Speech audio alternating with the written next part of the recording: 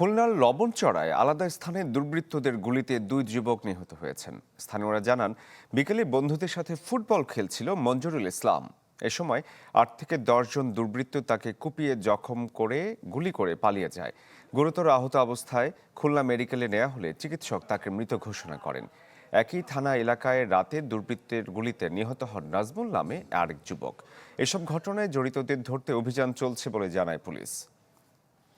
দর্শক, এই বিষয়ে আরো বিস্তারিত খবর জানাতে খুলনা থেকে এই মুহূর্তে আমাদের সহকর্মী বেলাল হোসেন সজল যুক্ত হয়েছেন। বেলাল, যারা নিহত হয়েছেন তাদের পরিচয় কি আপনি নিশ্চিত হতে পেরেছেন কিনা, এবং এছাড়া আসামি ধরতে পুলিশ কি বলেছে? শরীফ, খুলনার যে লবণচড়া ৮০ বিঘা নামক এলাকায় কিন্তু ২ ঘন্টার ব্যবধানে আমরা দেখেছি যে দুটি হত্যাকাণ্ডের ঘটনা ঘটেছে এবং এই মুহূর্তে ঘটনাস্থলে যে মরদেহ সেটিও রয়েছে এবং যারা স্বজন রয়েছে, নিহতের স্বজনরাদের যে আহাজারি, সেটি কিন্তু এই এলাকার যে পরিবেশ সেটি কিন্তু একেবারে শোকবহ একটা পরিবেশ। মাত্র ৩০০ গজের ব্যবধানে এই রাস্তাটির মাথায় বলা যায় যে বিকেলের দিকেই সন্ধ্যার ঠিক আগ মুহূর্তে একটি হত্যাকাণ্ডের ঘটনা ঘটেছে।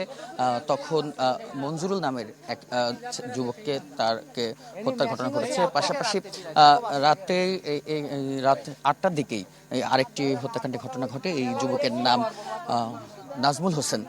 তিনি এই এলাকারই বাসিন্দা এবং আমরা দেখছি যে নিহতের মায়ের যে আহাজারি এবং স্বজনরা রয়েছেন, তারা যেটি বলছেন যে বিকেল ৪টার দিকেই কিন্তু স্থানীয় কয়েকজন দুর্বৃত্ত তার ছেলেকে এই এলাকা থেকে নিয়ে আসে। পরে এই এলাকার এই জায়গাটিতে এসে টর্চারিং, পাশাপাশি দুটি গুলির ঘটনা বা গুলির শব্দ কিন্তু শুনেছে বলে স্থানীয় জানায়। পরবর্তীতে আমরা এখানে যে রক্তের ফোঁটা দেখতে পাচ্ছি, সেই যুবক কিন্তু আহত অবস্থায় তারা চেষ্টা করছিলেন যে ভেতরে দিকে বা আত্মরক্ষা করার ক্ষেত্রে দৌড়ে যাওয়ার সময় এই বাড়িটির পাশের যে গলি রয়েছে সেই গলিতেই কিন্তু যুবকটি পড়ে যায়। এবং সবচেয়ে দুঃখজনক এবং আতঙ্কের বিষয় হচ্ছে, খুলনায় প্রতিনিয়তই সন্ধ্যা হলে যে গুলির ঘটনা সেটিও যেমন ঘটছে এবং প্রত্যেকটি ঘটনায় কিন্তু অস্ত্রের ব্যবহার সেটিও রয়েছে।